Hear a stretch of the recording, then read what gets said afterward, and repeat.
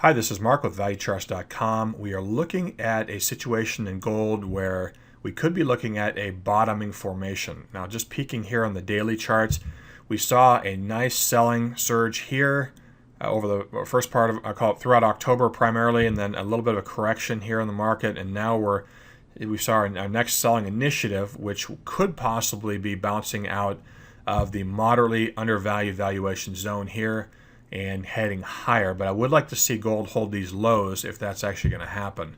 Let me go ahead and pull up a 120-minute chart here.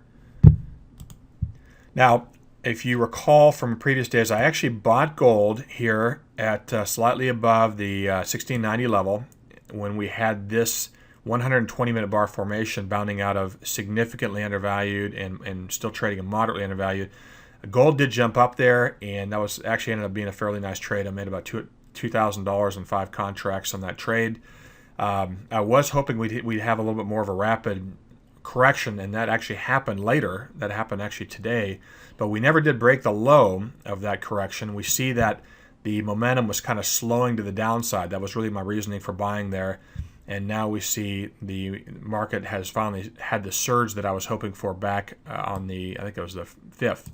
But we're seeing that today, and now we're pausing. Now the big question is can we hold these levels? I don't want to see the market break the low of the 5th.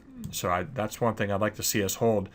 If we are going to head higher, I'd like to see it start heading higher in relatively short order. In fact, tomorrow would be a day we could conceivably head higher. I'd like to see it potentially head higher tomorrow. So certainly next week, though, if this is going to be a bottoming area.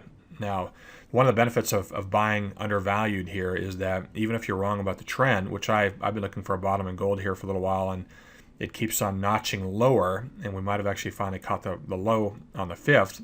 But the nice thing about value is that when you buy on the right side of value or sell on the right side of value, you really don't have to risk a lot with your trades. And a lot of times you can be dead wrong about the trend, and you can still be in a position to make money if you buy at a nice value level and you have that thrust in the market in the opposite direction to put you in profitability. So I always try to initiate trades, certainly many times at least, with attractive valuations or on the right side of value to take advantage of that. But we'll see what happens here in gold here over the course of the upcoming days and weeks. But if this is a bottom here, I would expect it to start surging immediately. Thanks for watching.